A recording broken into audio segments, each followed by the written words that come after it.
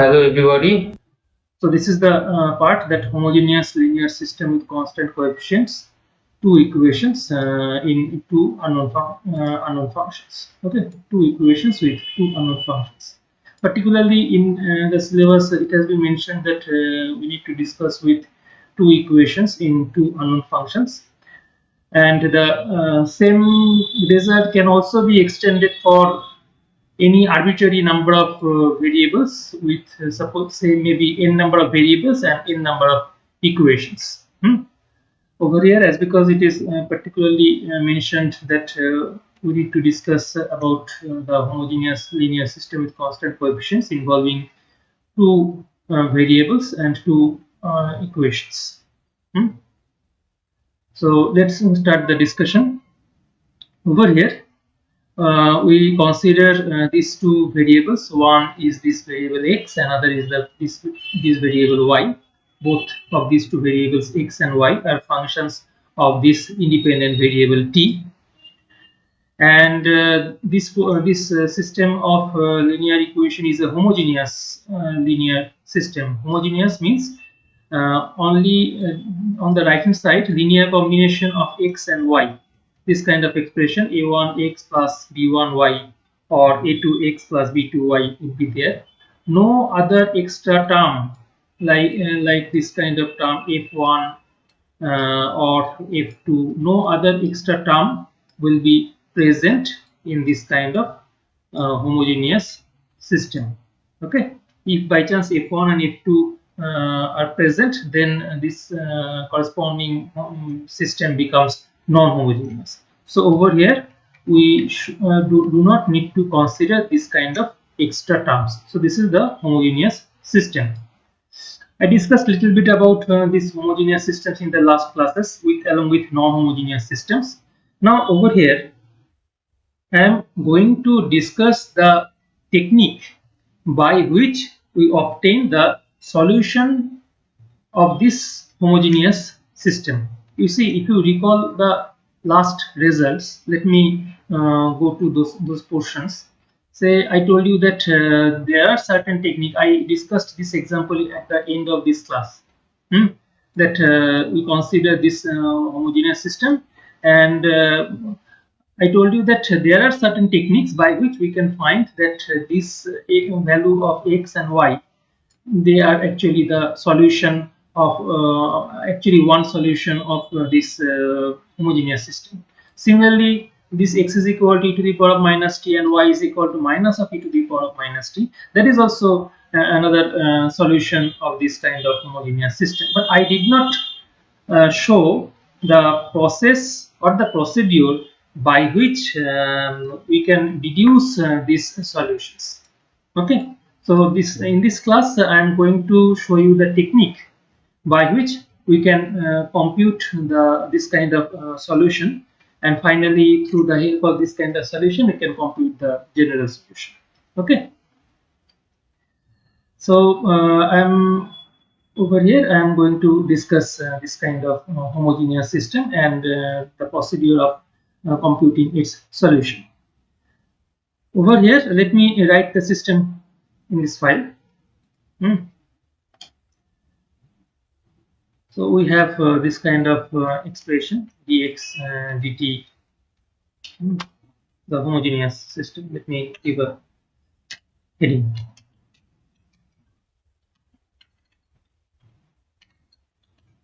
Homogeneous system. Okay.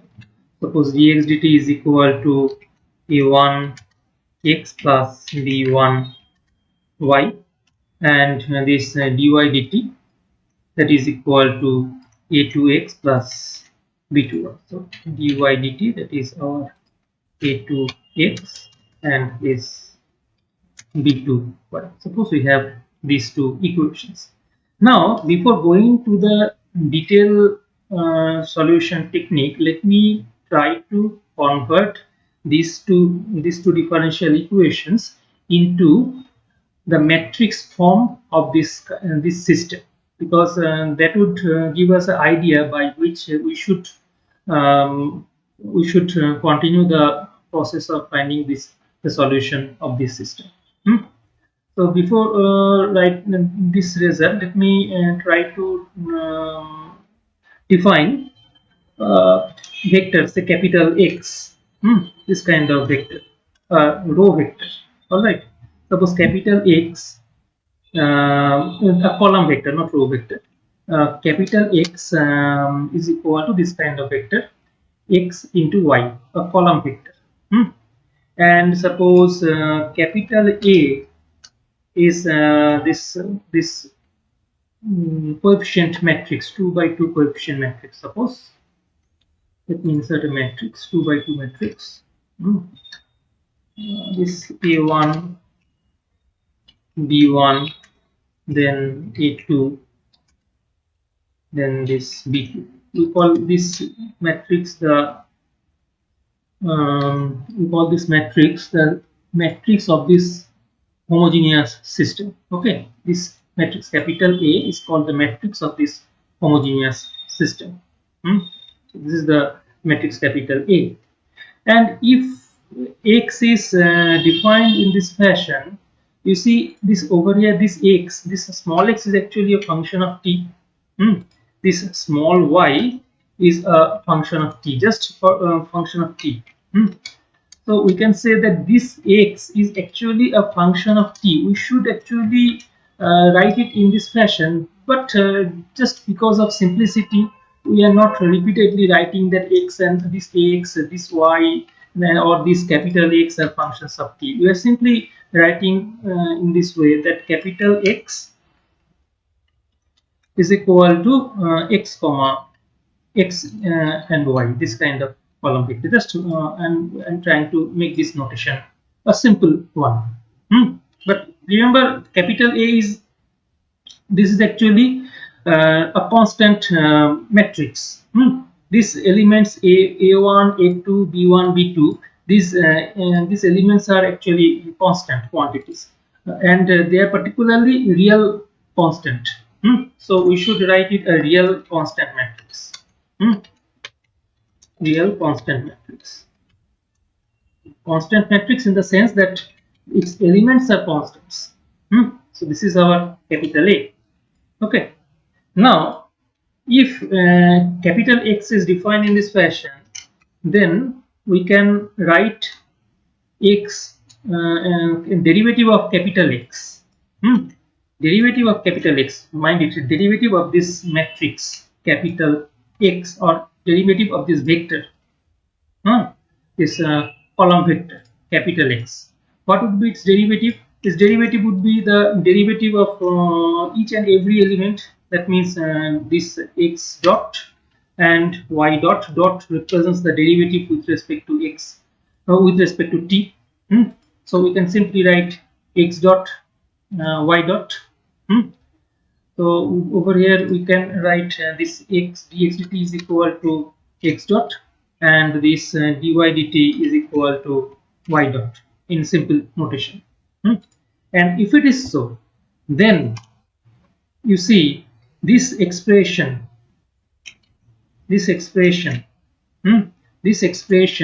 can be written as one more column matrix. You see X dot is equal to this A1 X plus B1. So this, in this first component over here, I can write A1 X plus B1, and Y dot is equal to A2 X plus B2. So you see this expression, this is a column matrix or a column vector. This expression can be written as the product of two matrices. One is this matrix capital A, and another is this column vector capital X. You can check over here that you see A1 into X, row into column multiplication, A1 into X, this X is X plus B1 into Y. That gives us A1 X plus B1 Y. Similarly, the second row, A2 multiplied by this X plus B2 multiplied by this Y. So it gives us A2X plus B2Y. So this expression can be written as A into X. Therefore, this system of homogeneous linear equation with constant coefficients. This system can be written in brief. Can be written in brief in this fashion: dx dt is equal to a into x. If you want, you can use this kind of vector notation over here. That's your choice. If you call it a vector, then vector notation can be used. If you call it a matrix, then you don't need to use any more vector notation over here. Like this one, maybe over here, uh, this one. So finally the equation would look like this. Like this. Okay. So that is a very brief representation of this system of linear equation. And over here, this X is a matrix or a vector, column vector, and capital A is a constant matrix. However, if in place of these vectors we have simply real functions or real constants. Again, I am saying, if by chance in place of these vectors, if suppose we have real constants like say dx, not in terms of x, rather I am using some z, some expression like phi, suppose d phi dt, d phi dt, that is equal to some constant a into phi. That is a simple differential equation. And in order to solve this kind of differential equation, what we used to do, we used to write d phi divided by phi, that is equal to a into dt, and afterwards we simply integrate this one, isn't it? We simply integrate it, and what we get? We get log of phi is equal to a into t plus some, maybe some constant c1 maybe, or simply you can write c, and it gives us that phi should this phi should be is equal to e to the power of c multiplied by e to the power of a t. This at, and this e to the power of c, this e to the power of c can be written as the constant capital C into e to the power of at. So if we have in place of vector, if we simply have the ordinary real functions only, then the phi is equal to c into e to the power of at is a solution. And if you recall that we could also consider phi is equal to some constant into e to the power of mt. You see, we could also consider a trial solution. We could also consider a trial solution like this. Maybe phi is equal to maybe some constant c into e to the power of mt. That is another technique of solving this kind of differential equation. We just used to put this expression in this differential equation, and if we put this expression over here, in that case, you see, if phi is considered c into e to the power of mt, then d phi dt would be is equal to c into m into e to the power of mt. That is another process of finding the solution. And the corresponding auxiliary equation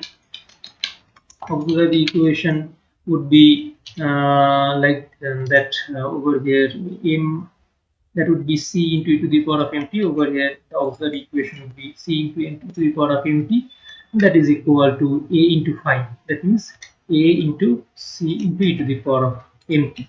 Sorry, it should be equal to. So c and c get cancelled because generally c is not equal to 0. E to the power of mt gets cancelled, and so only we have the one solution, m is equal to a, and therefore by just we can say that yes, phi is equal to c into e to the power of at is the general solution of this kind of differential equation. But over here the situation is a bit different, that in place of this kind of phi, this kind of function, we have a vector valued function, not real valued function. This phi is this x is a function, of course. This x, this x is actually a function. This x is actually a function of t. Fine, but this is a vector valued function. It gives us a vector. Then what we do now, I am going to propose you the solution technique. We what we considered over here, we considered the trial solution like this c into e to the power of m. In place of phi, we considered phi is equal to c into e to the power of m. Got it? So just this is a motivation. Using this kind of observation, we can now consider a trial solution for this kind of system. We can consider a trial solution for this kind of system. Okay, and what would be the trial solution? The trial solution would be just similar to this kind of solution. What was the trial solution? This was the trial solution. So this is the motivation. In place of phi, we shall put capital X. So let me copy this one, and I'm just putting a trial solution. A trial solution. The trial solution is this one. Trial solution of what? Trial solution is this x, and this is a vector, mind it. Then what would be c? E to the power of mt is a real number, but what would be c? Now over here, this c would also be a vector. In this function phi, this function phi was a real valued function. That's why c was a real number. And over here, x is a vector, vector valued function. So in place of x, as because we have a vector on the left, so on the right hand side we should also have a vector. That's why this c is taken as a vector. And trial solution of what? Trial solution of this equation. Trial solution of this equation. Okay. So trial solution of this equation is this. We assume this kind of result, where of course x, what is x? X is equal to this kind of expression. I am not repeatedly writing this arrow symbol, the vector notation. And what is c? And what is c? Over here I told you that we need to match. C should also be a constant like c1, c2, this kind of vector constant or constant vector. So you see now it is matching. If you recall this one, what is x? X is equal to this kind of expression. So x is equal to this, and c, capital C, is this kind of constants. And e to the power of mt, that is a constant quantity. So this kind of expression. So over here, this is the trial solution, and you see if we decompose them, we shall have x is equal to c1 into e to the power of mt. And what about y? Y would also be is equal to c2 into e to the power of mt. This is the motivation of taking a trial solution of this kind of system, this kind of homogeneous system of linear equation. Okay, I was just trying to tell you the motivation, because in this book they have directly taken this kind of expression. In place of c1, c2, they have taken capital A and capital B. And in place of m, okay, in place of m, they have taken lambda. Got it? In place of c1, they have taken capital A. In place of c2, they have taken capital B. It doesn't matter, no problem is there. And in place of m, they have taken lambda. So just I was trying to tell you the motivation behind this kind of trial solution. Otherwise, this would be this kind of discussion and the motivation, if it is not clear to you, otherwise it would be just very boring topic of discussion. Okay, so over here in this book they have directly taken this kind of expression: x is equal to a into e to the power of lambda t and y is equal to b into e to the power of lambda t as a trial solution to this kind of system of homogeneous system of linear equation. Now I need to go show you the technique of solving this process, but without showing all this theoretical part, I would discuss this theoretical part in brief, and I would now try to discuss some problems involving this kind of numerical quantities, because that would give you a better idea. All right. So over here, let me tell you the technique of finding the solution just in brief in 2 minutes. That x is equal to, if we assume x is equal to a into e to the power of lambda t and y is equal to b into e to the power of lambda t, then what would be x dx dt? You see over here, if you consider x is equal to a into e to the power of lambda t, then what would be this dx dt or dx dt, or simply we can write x dot.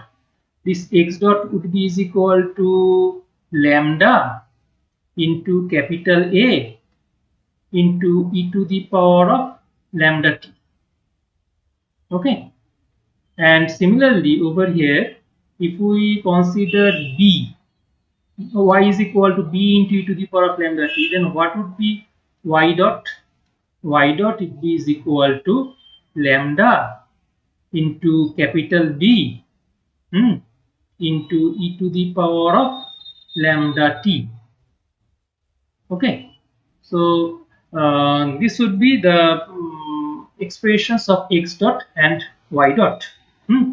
And if these expressions of x dot and y dot or dx dt, this is our x dot, this is our x dot, this expression is our x dot, this is our x dot, and this is our y dot. So if we just put the expressions of xy and x dot y dot, all right, these are the expressions of xy and these are the expressions of x dot y dot in this equation number 7.74, in this equation, then we will have this kind of relationship.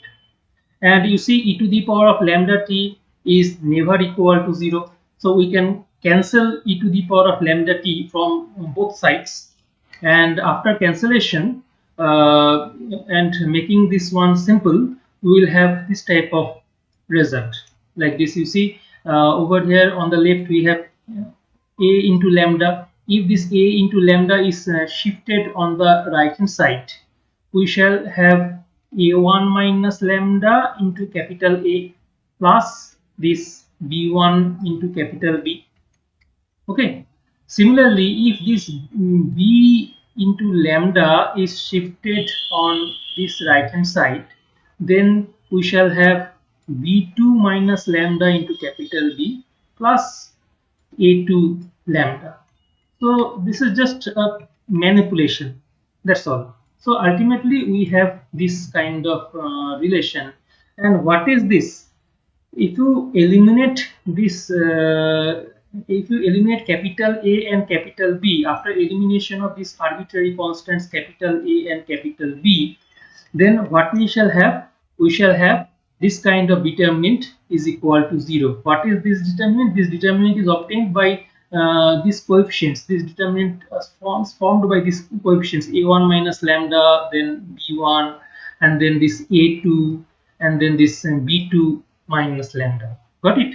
So this determinant is formed by all these four coefficients, and if we now expand this determinant, we will have this kind of relation lambda square minus a1 a1 plus b2 into lambda plus a1 b2 minus a2 b1 is equal to 0.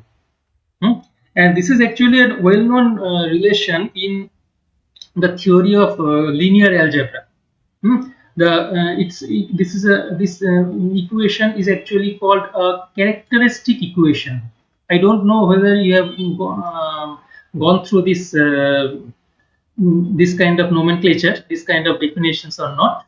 But if you do not have the idea, no problem. Just try to remember this equation, that this equation is known as the characteristic equation. Characteristic equation of what? We call it characteristic equation of this system of linear equation. Or I told you that I formed a matrix. This is the matrix capital A. This equation is called actually the characteristic equation of this matrix capital A. Actually, what is this? If you, I don't know whether it is possible to give you detail or not, but I can simply say that you can go through this result, that this determinant. This is actually the determinant of this kind of determinant. I'm writing this kind of notation: determinant of capital A minus lambda into I. I means the identity matrix. Over here, A is a 2 cross 2 matrix, so I am writing A2. Alright, if you get this, if you can decompose this one, you will get this kind of determinant. I am not going through the detail of all the theory of linear algebra, because it is not possible over here. So this is the characteristic equation, and this is a second degree equation, and you can see this is second degree, lambda square is there. This is a second degree equation. So if you solve this equation, then you will get two possible values of lambda, two different values of lambda. They may be different, they may be equal, they may be real, they may be complex numbers as well, complex conjugates. So it depends upon the nature of the solution of this equation, and the solution of this equation, these are called characteristic roots. Okay, characteristic roots. And these characteristic roots, depending upon the nature of the characteristic roots, they may be real and distinct, they may be real and equal, and they may be complex conjugates of each other. So today I think I can only discuss this first part. That means when this lambda 1 and lambda 2 are real and distinct, then I am going to show you a technique by which we can solve this given system of linear equation. And these two remaining portions, that will be discussed in the subsequent lectures. Okay. So I am going to show you the technique of finding the solution when lambda 1 and lambda 2 are real and distinct.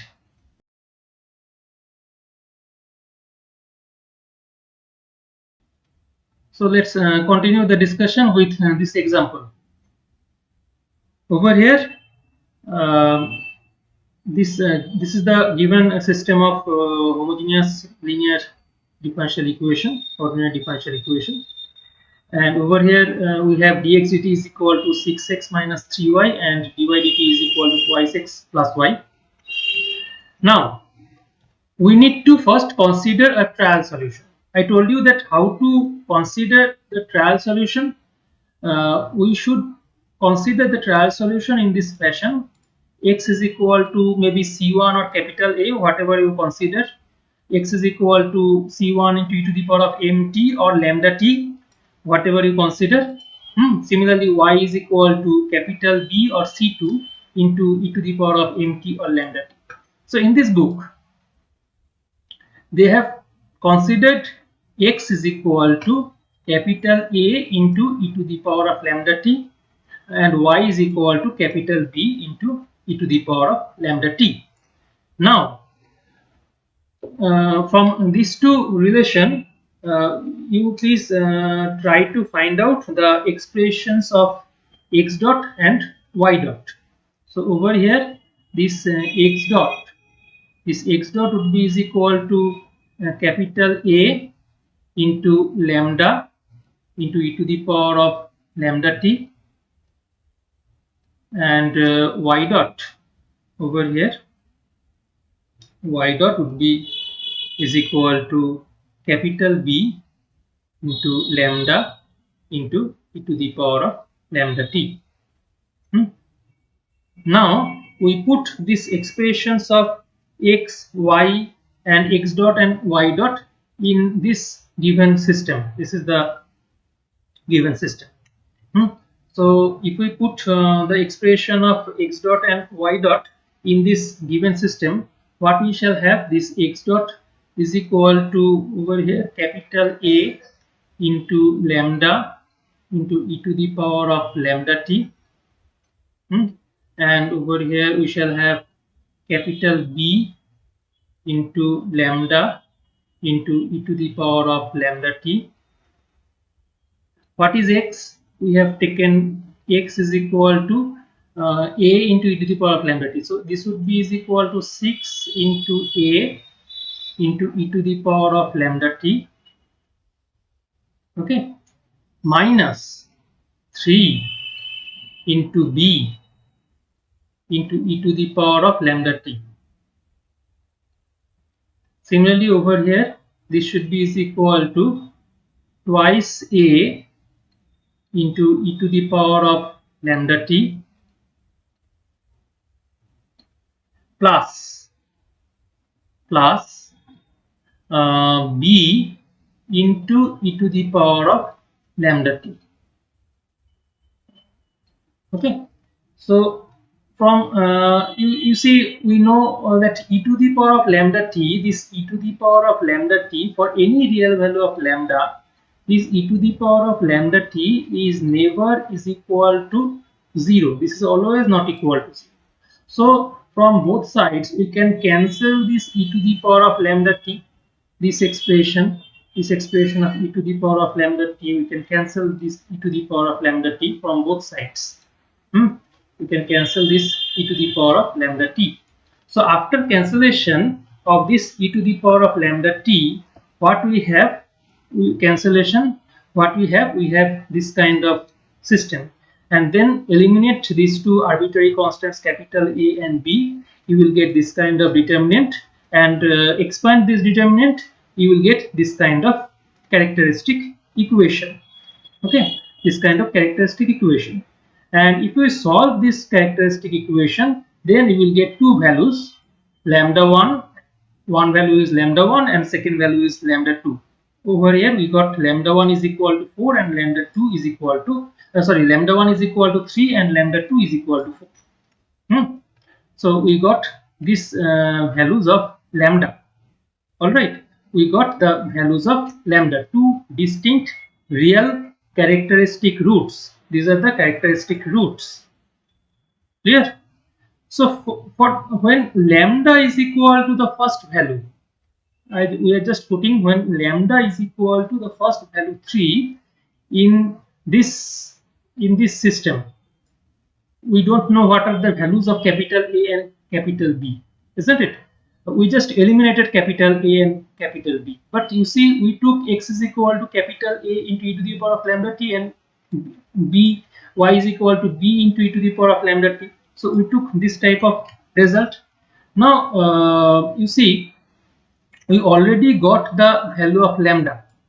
We are firstly putting the first choice that lambda is equal to 3. So okay, fine. So x would be is equal to capital A into e to the power of 3 lambda, and y would be is equal to capital B into e to the power of 3 lambda. Now what are the values of capital A and capital B? We need to determine these values of capital A and capital B. So how to determine them? We can simply put lambda is equal to 3, the first value, in any of these two equations. If you put lambda is equal to 3, you see on the on this left hand side what we get. If you put lambda is equal to 3, lambda is equal to 3 means 3 into capital A minus 3 into B. So 3A minus 3B, that would be the first equation. Okay, that gives us what Now what do they give? They gives us A is equal to B. They give us A is equal to B. Similarly, if you put lambda is equal to 3 in this second relation, what we shall have? We shall have over here, if you put lambda is equal to 3, then we shall have twice A minus twice B. Got it? So twice A minus twice B is equal to 0. It again gives us A is equal to B. So it doesn't matter which equation do you select. You can select any of this equation. So you will get A is equal to B. If A is equal to B, then we have a state in we have a confusing state that what is exactly equal to A and what is exactly equal to B. We do not have any other information, so you can arbitrarily choose any arbitrary real number or real value of capital A and capital B, keeping this relation that if capital A is taken is equal to 1, then capital B should also have this value 1.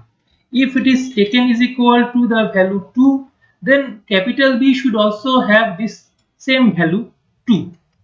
Just we need to keep in our mind that capital A and capital B must be equal. So in this book, they have taken the simplest case that A is equal to B is equal to 1. So if A is equal to B is equal to 1, in that case, you see over here, if A is equal to 1 and lambda is equal to 3, then this x would be is equal to simply e to the power of 3 into t. And similarly, this y would also be is equal to the value e to the power of 3 into t. So you see, in this way, we got one solution of this system for lambda is equal to 3. Clear? Now we need to repeat the same technique for lambda is equal to 4, the second value. We need to repeat the same technique for lambda is equal to 4. So by this same technique, we got a relation in between A and B. The relation is twice A minus 3B. So again, what we have, if twice A minus 3B is equal to 0, then you see twice A, this twice A must be is equal to 3B. So if we choose B is equal to 2, then it gives us A is equal to 3. That is one choice. You can also choose B is equal to 4. That would give us A is equal to 6. So whatever value you want to choose, that has to be consistent with this relationship that twice A is equal to 3B. Okay, twice A is equal to 3B. This values, the choice of A and B should be consistent with this relationship. Anyway, so in this book they have taken A is equal to 3 and B is equal to 2. This is the value they have taken. So if we put A is equal to 3 and B is equal to 2 in this relation, A is equal to 3 and B is equal to 2. So A is equal to 3. This is 3. And what is the value of lambda? Lambda is equal to 4. So over here, in place of lambda, we should write 4 into t. Again, over here, in b is equal to 2. So 2 into e to the power of 4 t. So this is the second solution we have. So in this way, we can compute two different solutions. Okay, in this way we can compute two different solutions. This is the second solution. This is the second solution, and this was the first solution. So now you see we have two different expressions of x and two different expressions of y. We have these two expressions. One, the expression of x is equal to e to the power of 3 into t, and second expression of x is equal to 3 into e to the power of 4t. Similarly, we have the expression of y is equal to e to the power of 3t. And from this second solution, what we have, y is equal to 2 into e to the power of 4t. So 2 into e to the power of 4t. Here, now how do we obtain the general solution? The general solution is obtained in this way. You see, these two solutions we should get the linear combination of these two solutions. Linear combination means we should write some constant, say c1 into e to the power of 40 plus c2 into 3 into e to the power of 40. Again, over here y is equal to some c1 into e to the power of 3t plus c2 into 2 into e to the power of 40. Got it? So this is the solution over here. You can check that x is equal to c1 into e to the power of 3t, this term, plus 3 into c2 plus into e to the power of 40 over here. C into 3 into c2 into e to the power of 40. Similarly, we got the expression of y. This is the expression of y.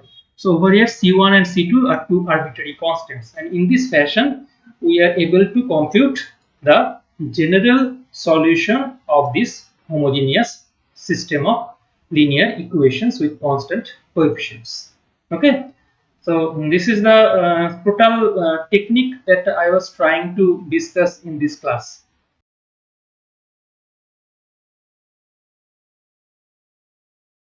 You can go through these exercises, okay, and if you find that you get two different values of lambda 1 and lambda 2, because I did not discuss the repeated value or the complex conjugate values. So if we get two different real values of lambda 1 and lambda 2, you can solve these problems.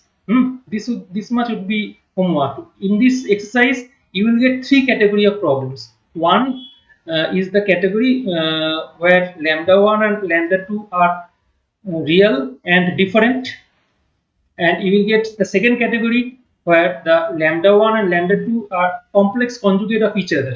I did not discuss this one. I will discuss it in the subsequent classes.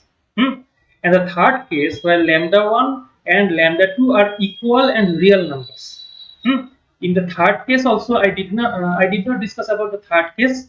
I shall discuss the third case in the subsequent lectures. But over here, you will have to find out the corresponding these problems where only the first case is suitable.